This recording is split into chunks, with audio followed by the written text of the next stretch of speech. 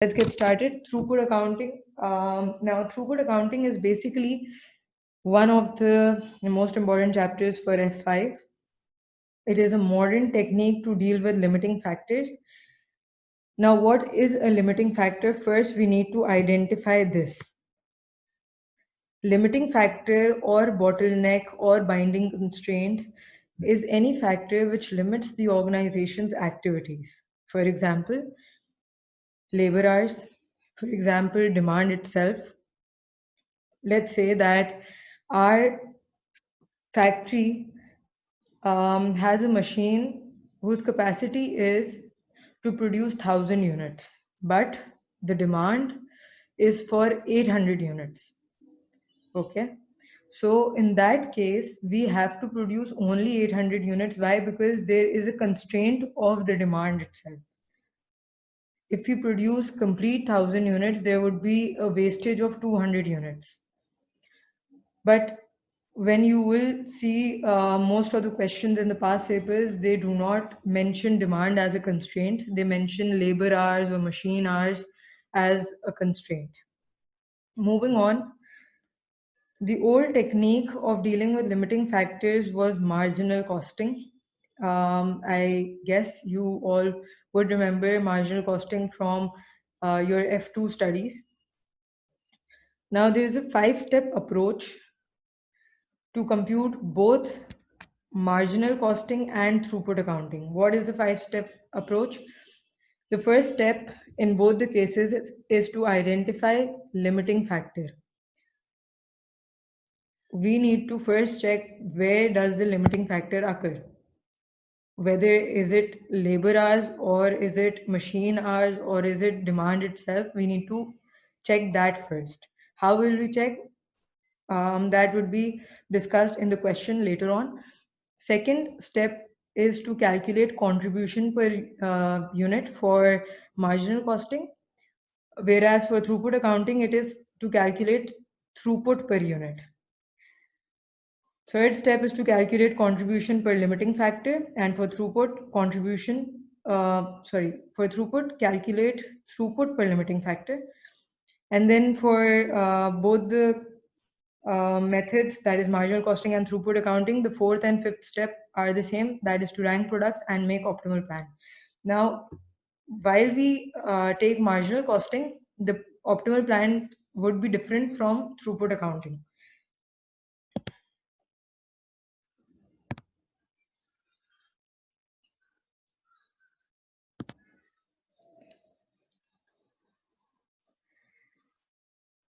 Please stop your video. I am not taking videos.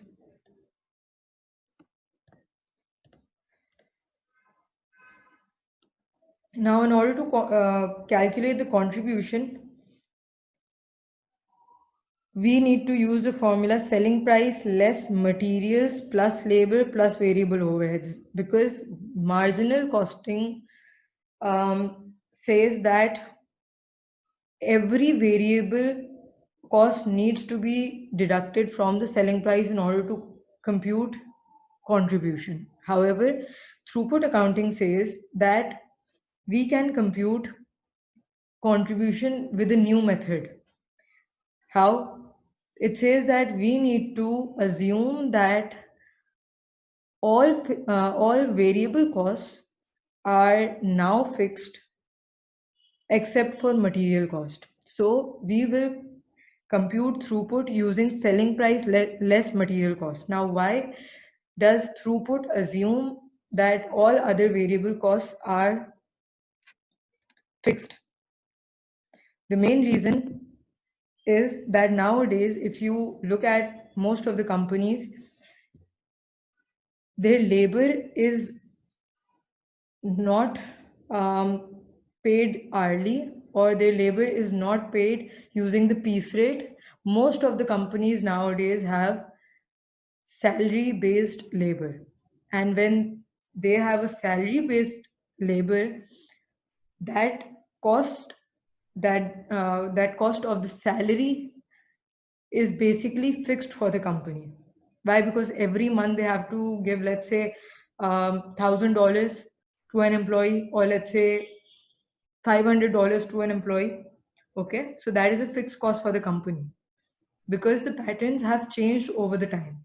Previously, yes, when we were employing labor on hourly basis or on piece rate basis, then the things were different. In that case, our labor was um, actually a variable cost. Okay.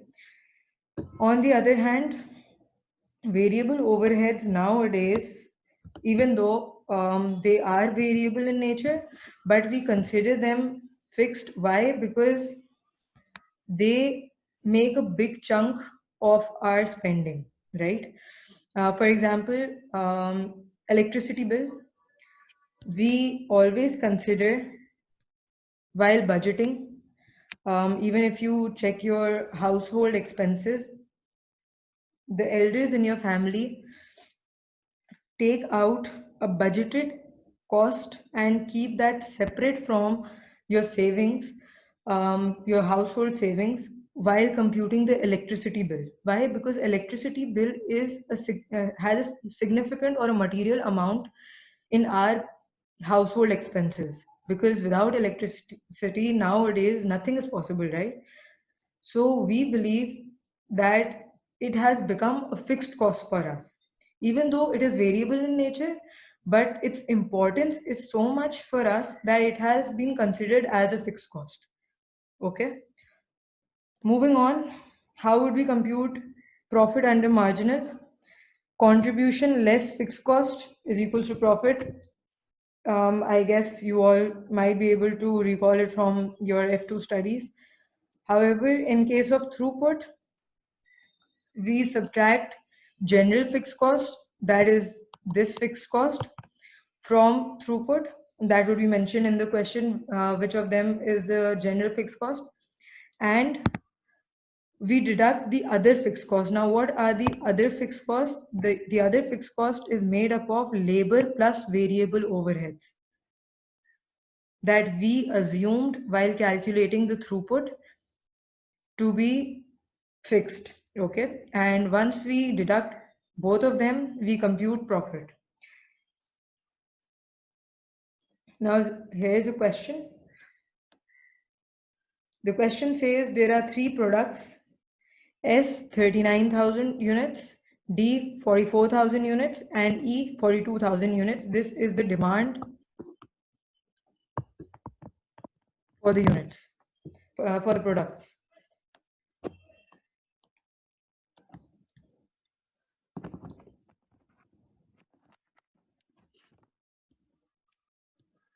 Moving on, the selling price, the labor cost, the material cost per unit, and the variable overheads per unit has been mentioned for each of the products. For S, D, and E, the selling price was 300. Just a minute. I'll write the selling price for D and E. The labor cost per unit was 60, 75, and 50. And the material cost was 120, 100, and 110. Variable overheads per unit were 30, 5, and 15. The selling price is 300, 290, and 275. Moving on, the question says each unit of S takes 4 hours to complete, while each unit of D is completed in 4.5 hours. E takes 3 hours to complete. And the last line says there are only 4 lakh labor hours available. Now, this shall trigger us that this statement might be important for us, right? Because nothing as such has been mentioned in the question above, except for this, that could give us a hint that there is a bottleneck resource available. Then it says the fixed costs are 7 million. This is our general fixed cost.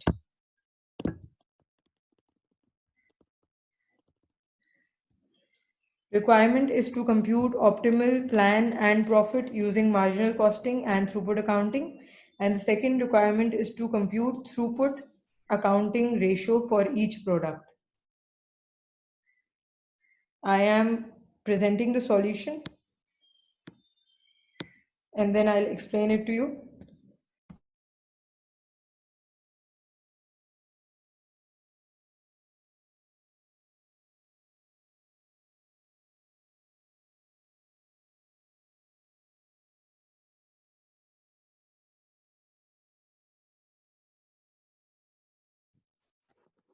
Now the first step is to identify limiting factor.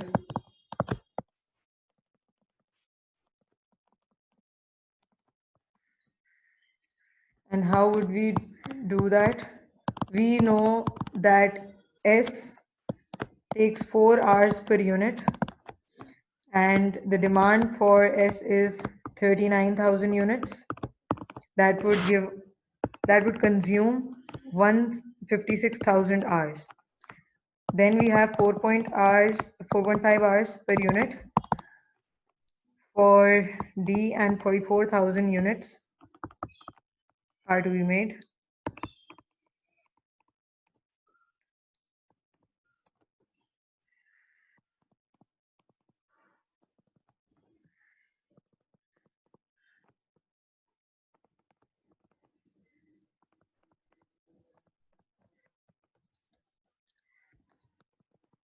So the total hours required in order to complete the units as per the demand shall be 480,000 hours. However, the hours available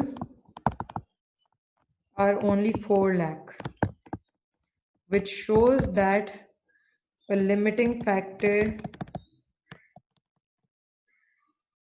or a bottleneck resource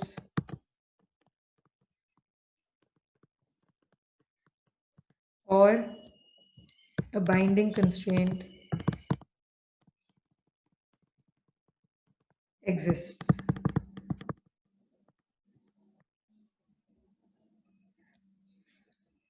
Second step was to compute contribution per unit. I'll refer back to the question in a minute.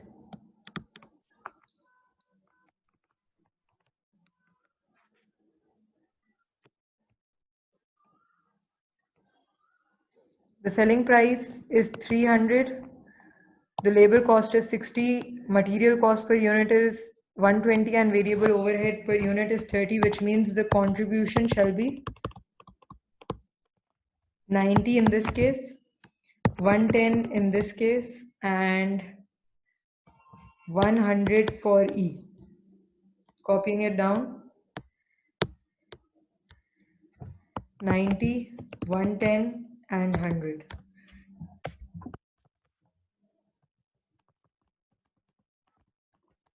Contribution per limiting factor. We already know that the limiting factor is the labor hours, and we know the labor hours that are being used per unit.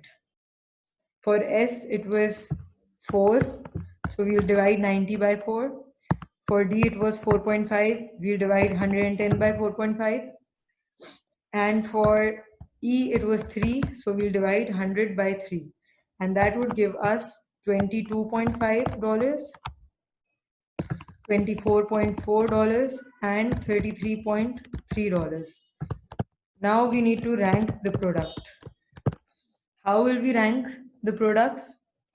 You know that the marginal costing used to say that the higher the contribution, the higher the chances to make the profit, right?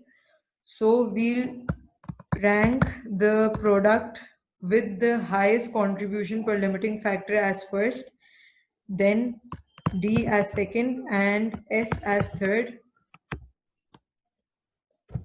Moving on, now we need to make the optimal plan.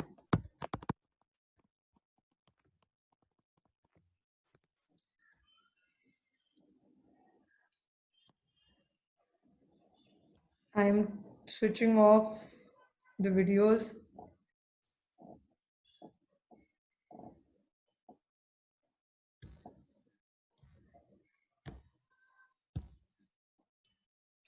So moving on, we have to make the optimal plan. First rank was given to E, second was given to D, and third was given to S. So for E, 3 hours per unit into 42,000 units, that would complete 126,000 hours. For D, 4.5 hours per unit was the amount of hours, and 44,000 units was the demand. So 198,000 hours shall be consumed. Now for S, we know that a limiting factor or a bottleneck resource exists, that is the labor hours, that are total to 4 lakh hours. And we have already consumed 198 and 126,000 hours. Now we shall subtract the amount of hours consumed from the amount of hours available. That would give us 76,000 hours. We shall copy it over here. 76,000 hours are only left for us to make S.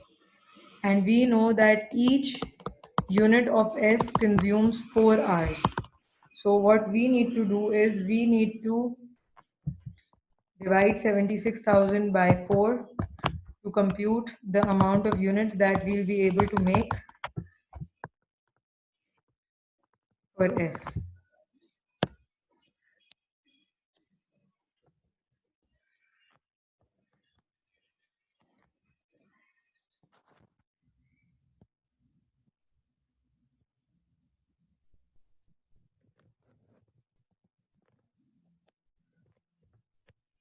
So the optimal plan is to make 19,000 units of S, 44,000 units of D, and 42,000 units of E.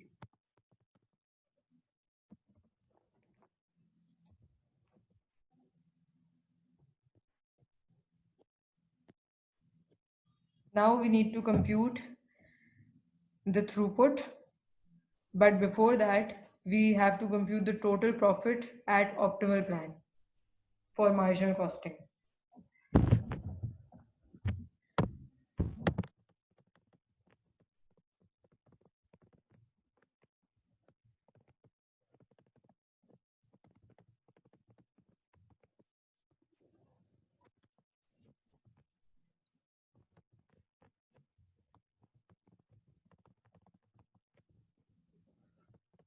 We compute the total contribution on the optimal plan, and then we subtract fixed cost and compute profit.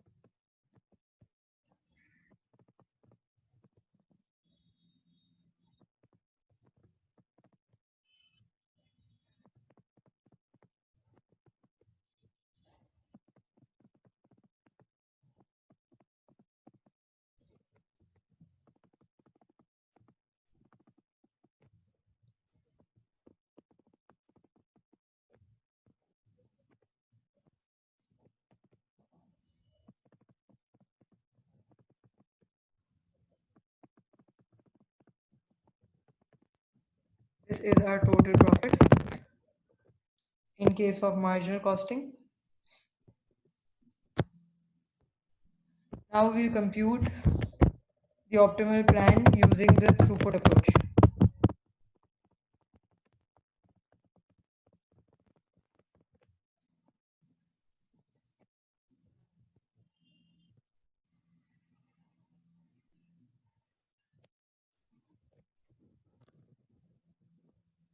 The method to compute the limiting factor, that is to identify the limiting factor, is same as done in marginal costing, so I'm not performing that again.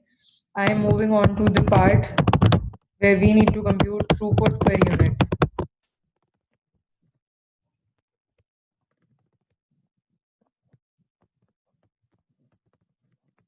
Throughput was 180, 190 and 165. How would we compute throughput? By simply subtracting selling price from material cost.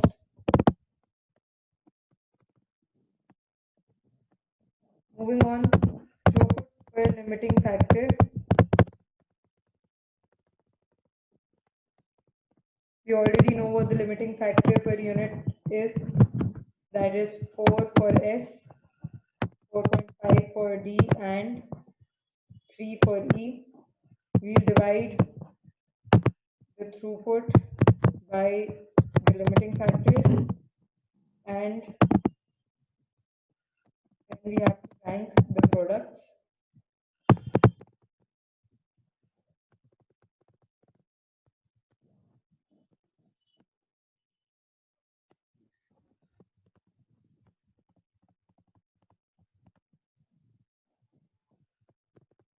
Previously told that marginal costing used to consider that the higher the contribution, higher the chances to earn profit. Similarly, throughput also considers the same thing, that is, higher the throughput, higher the chance to earn profits. So we would rank E as the first one, D as the third one, and S as the second one. Moving on, now we need to make the optimal plan.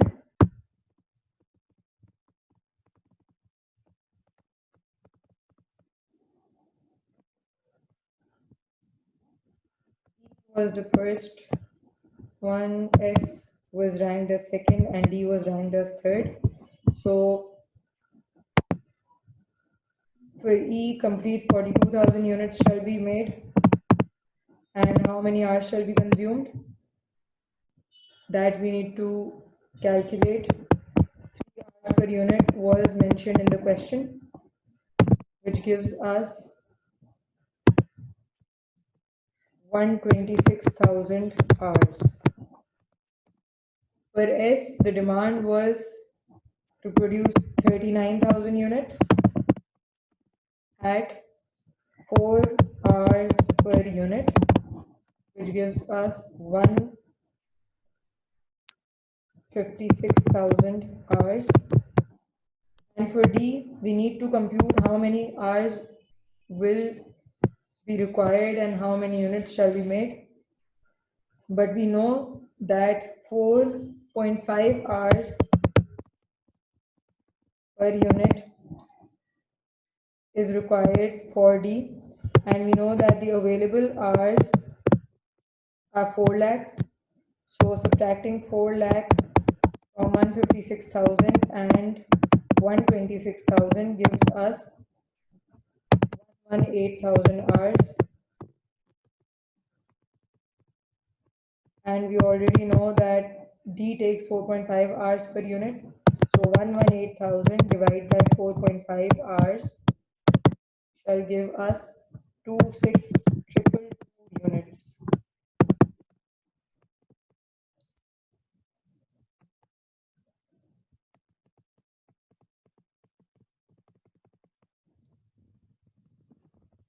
So the optimal plan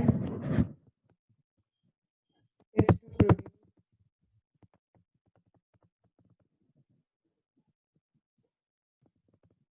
2,000 units of E, 39,000 units of S, and 2622 units of D.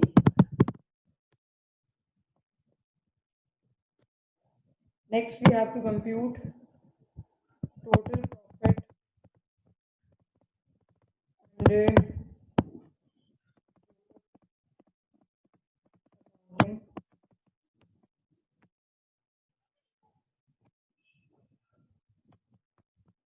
We'll compute total throughput for each of the products, then we will compute the total throughput for the company, subtract the general fixed cost, then subtract the other fixed cost or the assumed fixed cost, and then compute the profit.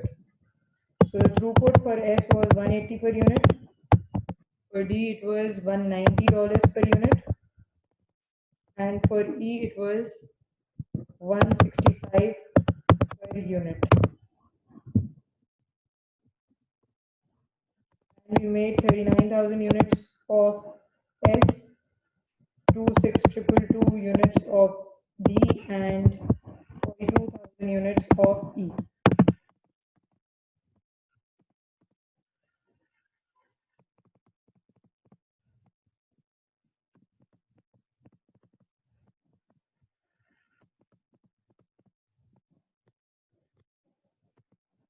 Total throughput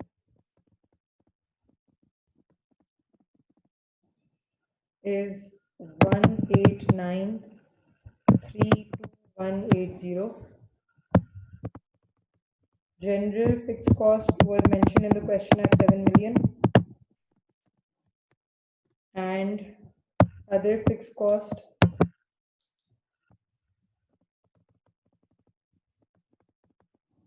was mentioned as 7,960,000.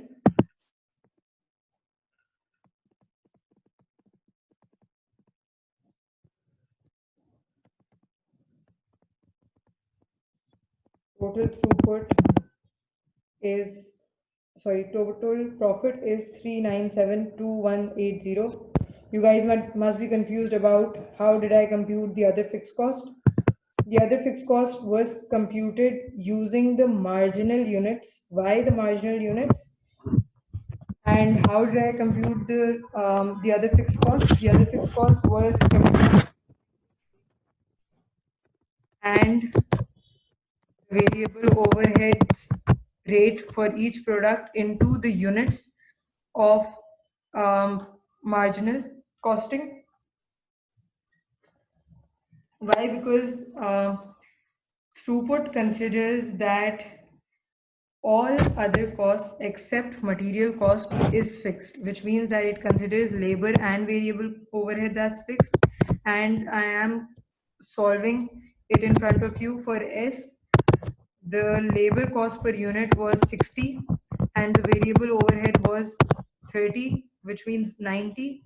90 into the units used in marginal costing was 19,000.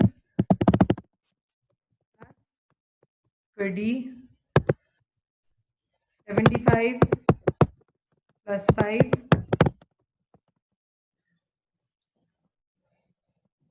and the units were 44,000.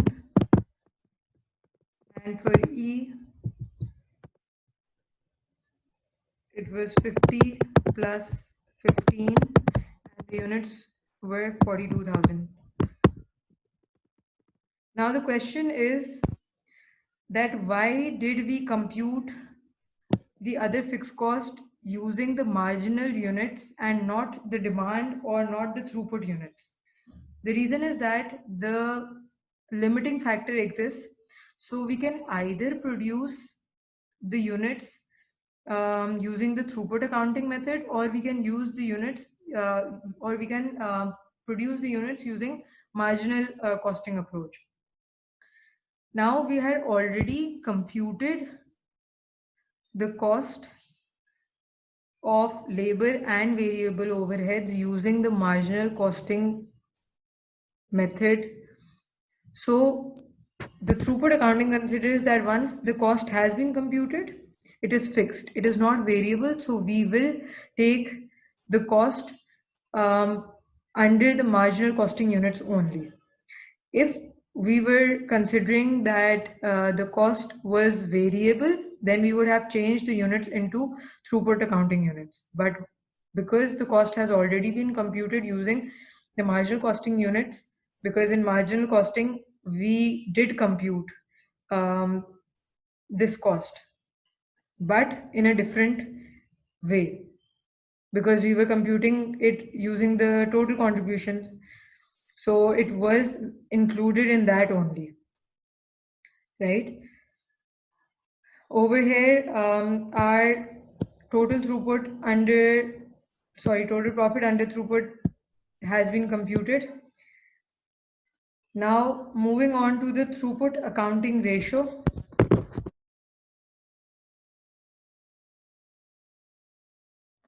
What is the throughput accounting ratio? It is an indicator, TPAR,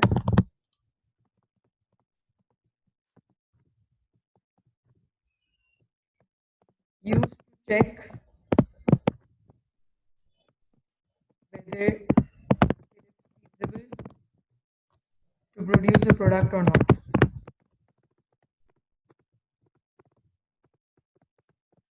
This ratio tells us whether we should produce, let's say, S, or we should produce D, or we should produce E or not. How do we compute it?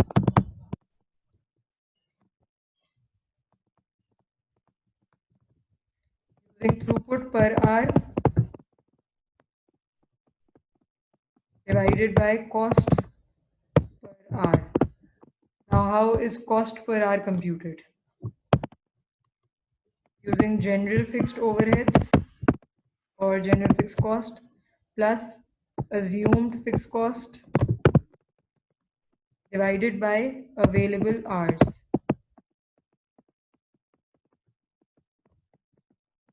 Also, the throughput per hour has a different name as well, that is return per hour, and general fixed overheads has another name, that is other factory costs.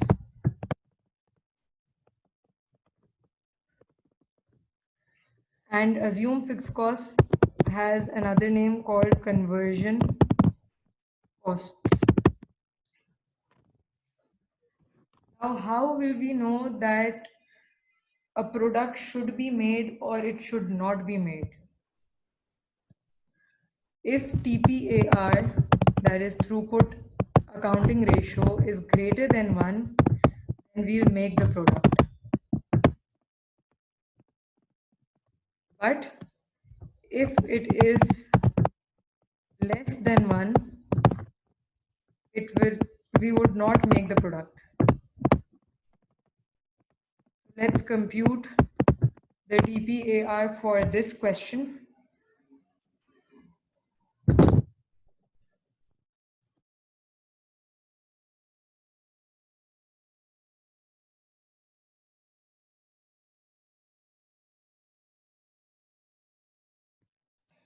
Throughput per hour has already been calculated in step 3 while we were computing the optimal plan. I'll write it down. It was 45 for S, 42.2 for D, and 55 for E. The cost per hour needs to be calculated. The answer is 37.4. I'll show the working of how it was computed. The general fixed costs were 7 million for this question, and the assumed fixed cost was 796,000.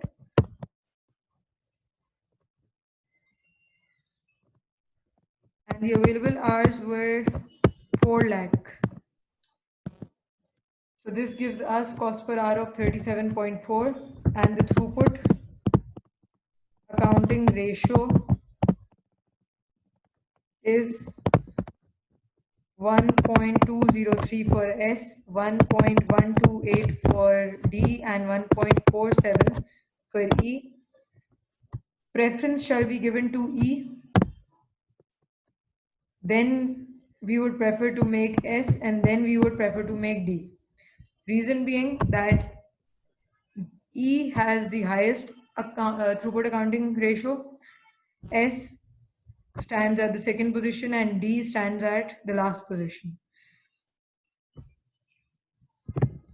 Over here, our chapter has ended.